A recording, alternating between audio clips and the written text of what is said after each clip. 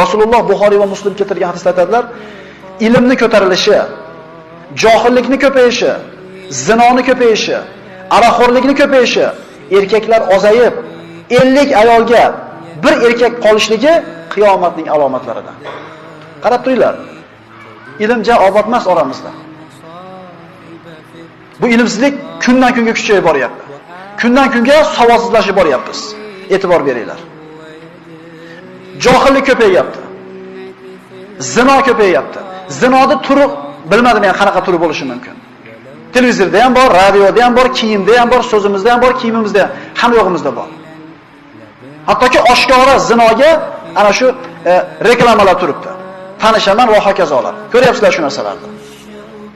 Aroqxo'rlikni ko'payishi, gapirishda hojati yo'q. Biz bilan tug'iliblar, magazinlar to'ldir xilma-xil aroqlarni ko'rganligimizdan buni qiyomatda alomat ekanligi ham esimizdan chiqib qolgan.